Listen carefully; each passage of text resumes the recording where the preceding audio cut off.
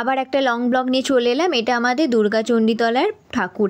দুর্গাচণ্ডীতলার গোটা গ্রামের সমস্ত পূজারী এবং ঢাক এখানে এসে সন্ধি পুজো শেষ হওয়ার পর নিজ নিজ মণ্ডপে যায় এবং সেখানে তাদের সন্ধি পুজো এবং আরতি হয়। এরপর আমাদের পাড়াতে একটা ঠাকুর আছে, সেখানে সব ঢাক যাবে, সেখানে সন্ধি পুজো হবে। এরপর অন্যান্য জায়গায় যেখানে যাদের আরতি হওয়ার সেখানে এবার আরতি শুরু হবে। এই সন্ধি পুজোটা হওয়ার পরই কিন্তু বিভিন্ন জায়গায় আরতি শুরু হয়। এখানে দেখতেই পাচ্ছ সন্ধি পুজোর কাজকর্ম শুরু হয়ে গেছে। এখানে আমরা সবাই উপস্থিত আছি। এটা হচ্ছে আমার বাড়ির ঠিক একদম পাশেই ঠাকুরটা, ওই জন্য আমরা প্রতি বছর এখানে আসি। এখানে সন্ধি পুজো কমপ্লিট হওয়ার পর এবার মায়ের আরতি শুরু হবে। এরপর নবমীর দিন বৃষ্টি হচ্ছিল, আমরা তাও বেরিয়ে পড়েছিলাম বৃষ্টিতে কিছু ঠাকুর দেখব বলে।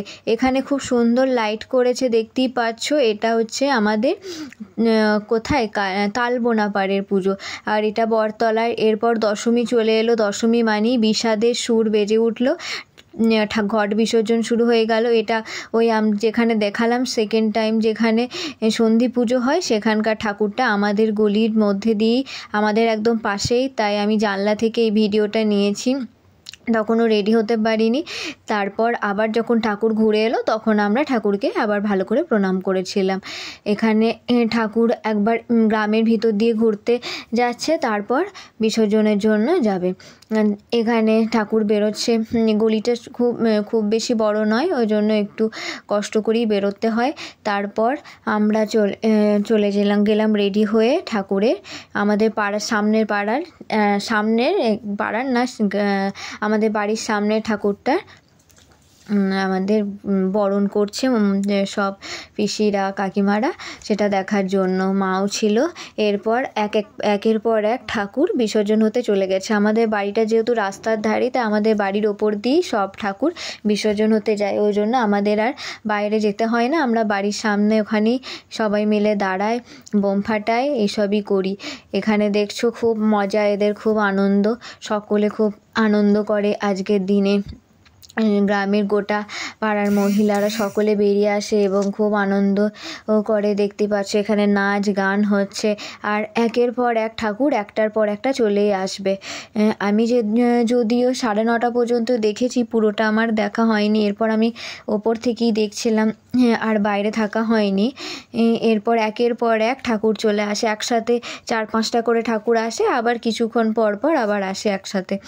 এরকম করেই দশমীর দিনটা কাটে, খুব ভালো হয়, খুব আনন্দ হয়। তবে মনের মধ্যে একটা বিষাদের ধ্বনি বেজে ওঠে, যেন খুব তাড়াতাড়ি পুজোর দিনগুলো চলে গেল। এটা হচ্ছে রায়দের ঠাকুর। এই রায়দের ঠাকুরটাও আমাদের পাড়াতেই, কারণ আমাদের বাড়ির কাছাকাছি 3টে ঠাকুর হয়, একটা আমাদের গলির ভিতরে, আর একটা বাড়ির সামনে, আর রায়দের ঠাকুরটা আমাদের একটু পাশেই ঠাকুরটা।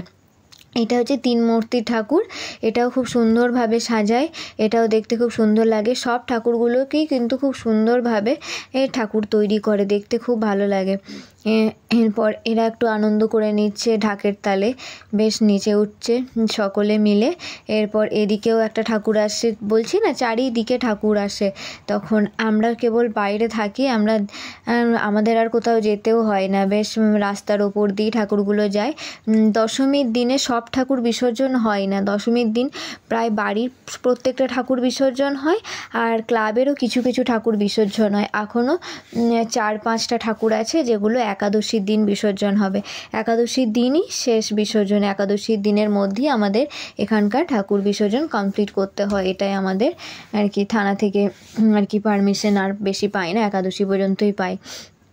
এরপর একের পর এক ঠাকুর চললো। এটা মনে হয় চ্যাটার্জি পাড়ার ঠাকুর, যদিও আমি হয়তো ভুলও বলতে পারি, কারণ আমি ঠাকুর দেখে বুঝতে পারি না কোন পাড়ার কোনটা ঠাকুর।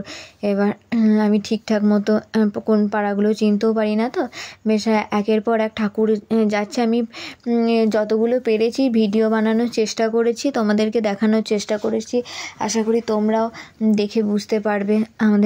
আমাদের পাড়াতে মোট 25টার মতো ঠাকুর হয়। দেখো পরপর ঠাকুর যাচ্ছে, আর আমারও সুবিধা হয়েছে ভিডিও করার।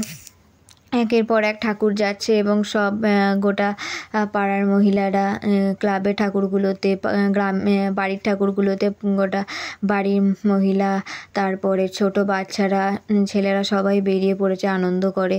একটাই তো দিন, আনন্দ করে নিক, এভাবেই